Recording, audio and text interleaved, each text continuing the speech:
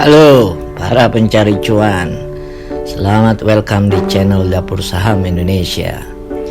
Channel yang akan membawa lo semua sadar akan kenyataan di bursa saham. Bagi lo semua yang baru dan atau masih awam di pasar saham, gue kasih tahu ya, di pasar saham itu ada musim pembagian dividen. Kenapa disebut musim? Karena pada bulan April, Mei, dan Juni sejumlah emiten yang market cap-nya besar dan punya dividen yield-nya yang juga lumayan menggiurkan, banyak ngasih dividen kepada para pemegang sahamnya. Definisi sederhana dari dividen adalah sejumlah uang yang dibayarkan secara teratur oleh perusahaan kepada pemegang sahamnya. Uang itu berasal dari keuntungan atau cadangan uang perusahaan. Jadi kalau nggak ada keuntungan sama cadangan uang, gimana mau bagi dividen? Apalagi perusahaannya, kalau kita baca laporan keuangannya masih merugi. Tapi kalau laporan keuangan tahun berjalan atau tahun lalu rugi,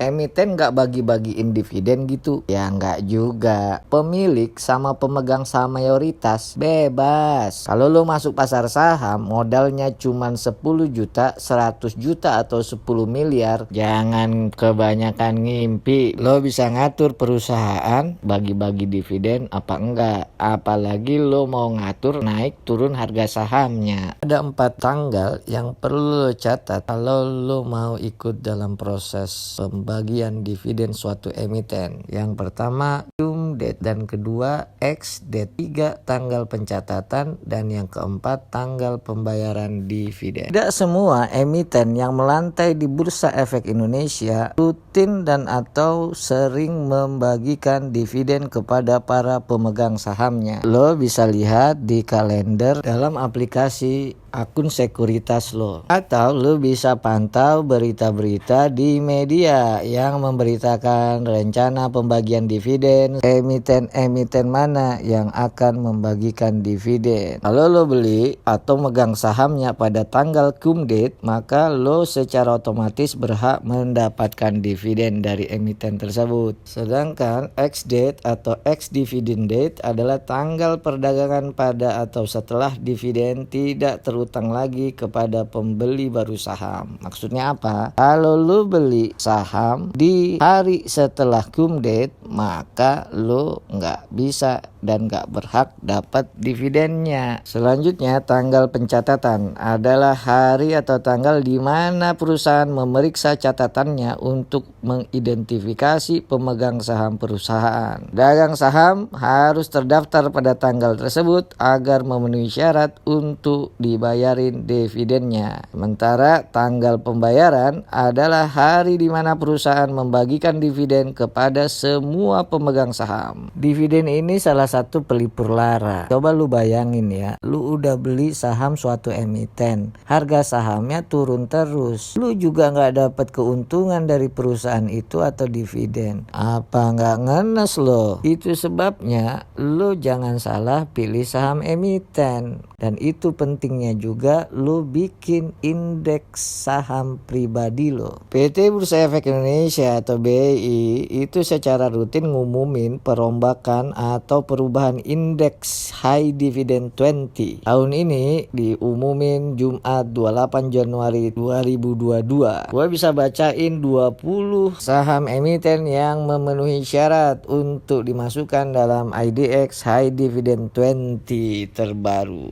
Ada beberapa saham yang sebelumnya dimasukkan ke dalam indeks ini, tapi dalam indeks yang terbaru dikeluarin. PT Pura Delta Lestari, kode sahamnya Demas. PT Indosemen Tunggal Prakarsa, INTP.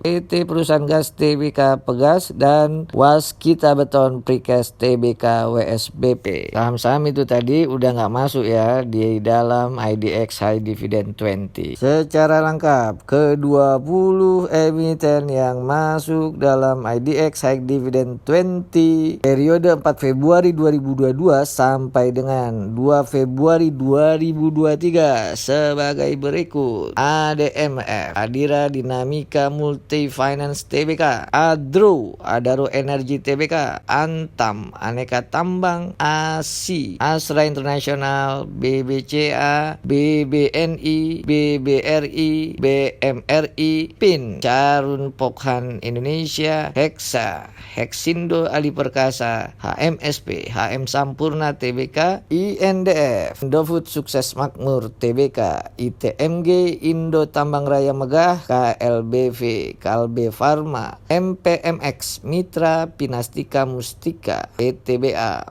Bukit Asam Tbk, Kom Indonesia dengan kode saham TLKM, Tower, TOWR, Sarana Menara Nusantara Tbk, UNTR, United Tractors, dan juga UNVR, Unilever Indonesia Tbk. Dividen rutin yang diberikan oleh PT Unilever Indonesia ini, itulah yang tadi gua sebut, bisa membuat pelipur hati yang lara, karena selama periode 5 tahun ke belakang saham ini downtrend, alias harga sahamnya turun terus. Begitu juga para pedagang saham yang kebetulan megang saham Hanjaya Mandala Sampurna atau dengan kode HMSP. Kalau lo beli HMSP 5 tahun yang lalu, kira-kira 21 April 2017, lo masih nyimpen sini saham, maka harga sahamnya udah turun minus 76,86%.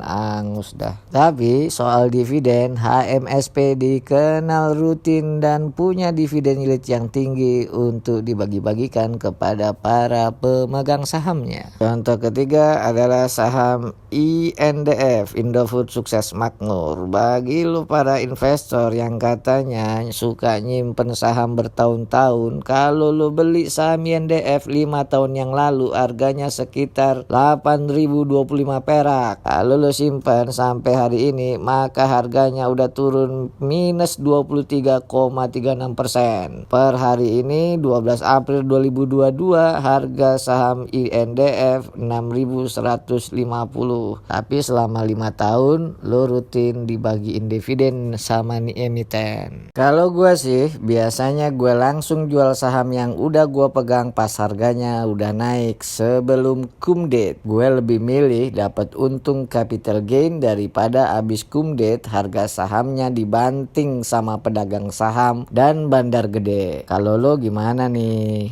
Sekian dulu video kita kali ini. Mudah-mudahan dikit-dikit ada manfaatnya. Terima kasih ya udah nonton channel Dapur Saham Indonesia.